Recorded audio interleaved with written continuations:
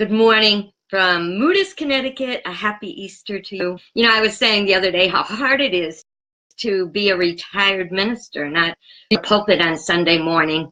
And there's that part of me that just wants to share this great message so much. And so today I was do my Sunday message for you here online. So thanks for being here with me, whether it's now or a couple hours from now, because it will be on the internet later. So I know you're all excited about Easter, and those of you who gave up something for Lent, you'll be indulging in it, whether it's chocolate or what I used to give up all the time, which was caffeine. And then tomorrow morning, celebrating, there will be what's called the food hangover. And of course, there's going to be another hangover, because today we're celebrating the resurrection, and tomorrow we're going to be facing the news. I'm sorry, I'm adjusting my little camera here because I don't like the light glaring on my glasses. There we go. I look a little better. Moved a little. Anyway, let's not focus on that little dot. Let's focus on me and the words. So anyway, when we get up in the morning and we find that everything is the way it was, you know, all the joy of the resurrection and everything, and we're looking at news that's disturbing, we may be waking up with a health issue that we only wish had gone away, and we were celebrating everything. So it seems like, you know, what happened to Easter? Was all that resurrection stuff was so good, and now what's happening? So we have to realize that we are living in this world, and in this world there are two schools of thought. The one school of thought is what I call the school of the false gods. The school of the false gods is the school of materialism and ego, self-centeredness, all that. Mammon and Baal, which is materialism and carnality. And then there's the other school, the school of truth. Truth, you, is where we all want to go to school. Unfortunately, it's kind of easier. It's like getting the true view is going up this big hill, and going to the truth of the school of the false gods is like right there. So we always remember, sometimes the best school, you have to take a longer journey, and there's a bigger price to go. We happen to, in Truth You, we're looking at truth, justice, integrity, holiness, and all the good things, the really good things about life. In the school of the false gods, they're looking at things like, hey, look, the economy's doing great, jobs are increasing, all kinds of wonderful things are happening. But I'd like to back it up a little bit and ask the question, what good is money if we don't have fresh air, if we don't have clean water to drink, if we don't have equality for all our people, regardless of religion, race, gender, the whole ball of wax, if we don't look out for all people everywhere, all socioeconomic levels? And then we have the power aspect. What good is being a great world power if it leads to bad things happening to other people? So that's kind of what the things that we're dealing with. But what we have to know is this is not a matter of either or. You can actually have money and integrity and all that. You can have that. But you can't do it from a self-centered state. We have to change the way we do it. So always remember, it's not either or, it's this and. And that's a really fun thing to take with you into your week this week. Now I want to talk about the resurrection. See, the resurrection is the foundation of the Christian church. Would we have Christianity if we didn't have the resurrection?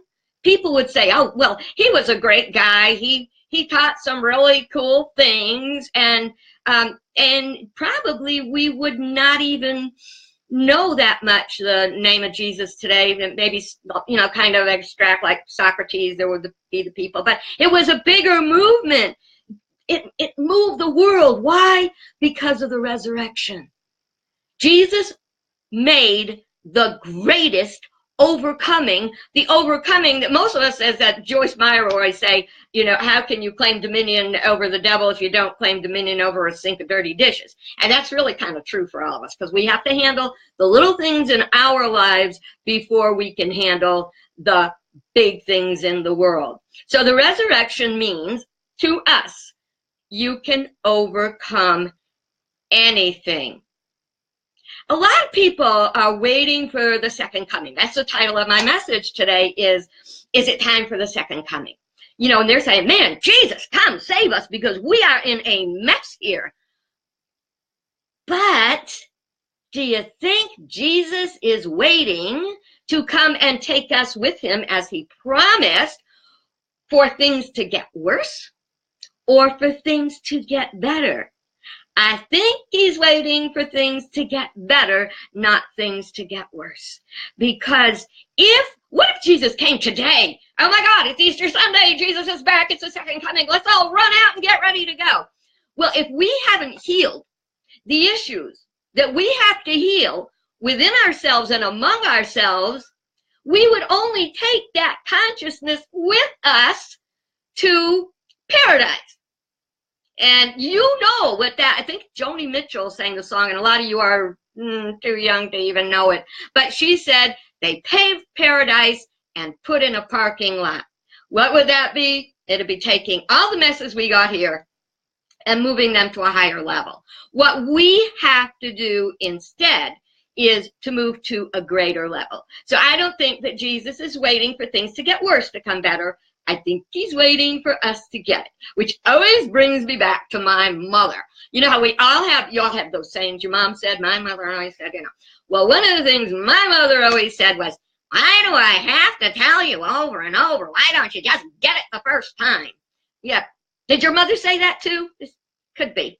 But she did. And you think God's, you know, or Jesus is looking and saying, come on, guys. How many times do I have to tell you? Read it again. Love God, love each other, love yourself. We're just not getting it. We're looking to this world for our answers when the answers, number one, have already been given. We got a cheat sheet, folks. It's called the Bible. The answers have already been given, and we're just not doing our homework. That's it, homework. Who likes homework? I did. I was one of those kids. I couldn't wait to do my homework till I found boys. But anyway, that's when I really got into this world and not the higher world. So we all want to get out of this world. Jesus said, in this world, there will be tribulation, but I have overcome the world. Guess what? That's our first lesson. No matter what we're looking at, whether it's environment, politics, finance, health, personal relationships, or whatever we're looking at, we have to know that where the tribulation is in this world, we have to overcome it. We've got two levels of consciousness. The higher consciousness is our wonderful godly consciousness, our wonderful thoughts. Yet at the same time, our lower consciousness is always, the world is always calling us, you know, you got to have more money, you got to do this, you got to do that, it's flu season, you're going to get cold. You know, all the things that's what we need to overcome. And the good news is we can do it. But, like with Jesus, it may not be easy. Because how did Jesus overcome the crucifixion? Isn't that a good thing? In Unity, we teach the crucifixion means the overcoming of all of our personal earthly challenges, of all our earthly passions, of all our earthly hungers, that we overcome that. We all will overcome by crossing out that which is not godly about each one of us. They put it in a particular way, saying we all have our cross to bear. That makes me remember a story about a man who had some real bad stuff going on in his life. Everything was wrong at work and everything. And he felt like he had this huge cross, you know, and that's what people would say, well, we all have our cross to bear. And we always think our cross is worse than somebody else's cross. Well, one day this guy fell asleep and he had a dream. And he dreamed that he was in a big room full of crosses. And Jesus came up to him and he says, what are you doing here? And the man said, well, my cross is unbearable. I cannot stand it. Please, I need a different cross. I need a lighter cross. So Jesus said, well, Here's a room full of them. Pick one. So he went around to look at the cross, and he found one that looked really light. And he went over and he looked at it, but the closer he got, he realized that cross was as thin as a razor. And if he even tried to put it on his shoulder, it had sliced right through him. Now, he did not want anything to do with that cross. So he looked around, and there was another cross, and it was a lot thinner than his. But as he got closer, he saw it covered with thorns. So even if he tried to put it on his shoulder, oh, he would be picked by thorns over. Then there was another cross, and this cross was smooth and shiny. It looked like, I can do that cross. But the closer he got, the bigger it got, till he realized it was bigger than the one he had. Are you getting the lesson here? Do you have a cross to bear? That man decided that he would keep his own cross. And sometimes if we, first of all, keep in mind that we're not the only one bearing a cross, and that some crosses may be worse than the ones that we're carrying. And then we remember that it is the cross that's going to take us to resurrection, to everything we want. I'm going to tell you something. Once we learn our lessons, it is so great. Have you learned any lessons in life? I've learned a few. And I find that every time I learn a lesson, every time I overcome something, every time I face something I don't want to face, it is like my cross just lost 10 pounds. Wish it was so easy with my body, but you know it is if I'd behave. That's the whole thing. It all comes down to that. We all have our cross to bear. Why do we want to bear our cross? Because we will overcome. What happens when we overcome? When we overcome, we are able to take care of our mission. What's your mission? That's between you and God. We each have a unique mission, and we are gifted to do that mission, but we can't fully do it until we overcome. So we can do it while we're practicing. Don't worry, that doesn't mean you don't start practicing until you got it. That's like me right now. I'm preaching here on the internet. Don't know who's listening, don't know who cares. But I am doing my piece, which is sharing a teaching that I think is so amazing and so life-changing that I've just got to change it. It's like God is calling me to get out there and do that thing. And God is calling you to do your thing. I see that John Gossett is joining me this morning. Morning, John. And John blesses us with amazing music. I see Stephanie's here this morning. And Stephanie she's an activist. And I admire her good heart and the good things. And I'd like to mention every single one of you. But I know you all have Easter celebrations and food and candy and coffee and chocolate that you want to get to. So and wine. I don't want to drag it on, any longer. But everybody's got it, and that's all you have to do is do that mission that you're being called to do as and when you overcome. We're waiting for Jesus to come and do it for us. But Jesus isn't here to do it for us. Jesus is here to do it through us. And Jesus is here right now. Jesus is everywhere present. So what you want to do is you want to do that which is yours to you. Do you know, Teresa of Avila, St. Teresa said that Christ has no body now but ours. Now, I'm not going to get into a big thing about whether Jesus' body rose with his spirit or whatever. And frankly, it doesn't matter because Jesus taught overcoming and the teaching works, and it works when we work it. So, But we are Jesus' eyes. We are the eyes of Christ. We are the mouth of Christ. We speak good words. We listen. We listen not with words, with ears of judgment and looking for fault, or our eyes. We don't look for fault. We look for good. We are the feet of Christ, which means understanding. We try to understand. And we are the hands of Christ. Hands are meant to love, to care, and to do good works. Were it, folks. In Unity, we teach the second coming is the coming into our own awareness of Jesus' promise of Christ within ourselves. Christ in us, our hope of glory. We got it. We got our marching orders. Jesus said, you can do this. Jesus said, follow me. So if you're waiting for the second coming, don't keep waiting. Start doing. Right? Don't keep looking at the pain of your life, at the crucifixion. Look to the resurrection. Look to the overcoming. You know, you got to go to the doctors or the dentist. Let's say the dentist, because that's real easy. And you go, and chances are, if you're in that doctor's office, at some point you're going to be going, you know, and then they got all this stuff in your mouth, and they're saying, what's wrong? But don't focus on the pain. Focus on, in 20 minutes, you're going to be out that door.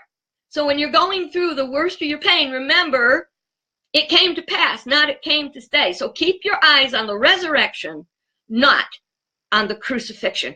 Go through it. Don't ignore it. Don't deny it. Do what is yours to do, or you're going to be doing it for a whole lot longer, because you are in charge of how long your crucifixion is going to be and how long your resurrection is going to be. And you can do everything you have to do, because that is the promise. Is that exciting? It's exciting for me. I hope you liked it too. So anyway, what I would like to do now is to invite you to kind of marinate on those thoughts, and know that you can always go back to my feed and click on play again, and you can close your eyes if you don't want to look at me. But anyway, what I would like you to do at this moment is to take a deep breath and to close your eyes. And I would like you to, you've got this in your Bible at home. So I would like you to turn, not now, whenever you need it. Turn to the 23rd Psalm, memorize it so you will have it whenever you need it. But for right now, close your eyes and take a deep breath and listen to the words of the 23rd Psalm. The Lord is my shepherd, I shall not want. He makes me lie down in green pastures. He leads me beside still waters. He restores my soul. He leads me in right paths for his name's sake. Even though I walk through the darkest valley, I fear no evil, for you are with me. Your rod and staff, they comfort me. You prepare a table before me in the presence of my enemies. You anoint my head with oil. My cup overflows. Surely goodness and mercy shall follow me all the days of my life, and I shall dwell in the house of the Lord for my whole life long. Rest in that for just a couple seconds. And open your eyes. That was good for me. I thank you for joining me. That meant so much to me. And I will close with a little cute thing about a little boy in Sunday school. And it was Easter morning. And the Sunday school teacher said to him, Johnny, what are we celebrating today? And he said, we're celebrating the resurrection. And the teacher said, what does that mean? And he said, that's the day that Jesus came out of his tomb. And the teacher said, that's great. The little boy, he said, no. He said, and if he sees his shadow, he goes back in for 6 more weeks. You don't have to wait 6 more weeks. Your resurrection starts today. And it starts by overcoming your own crucifixions in life. God bless you. Thank you for being here with me. It meant the world, and it made my Easter. May God bless your week. Bye-bye.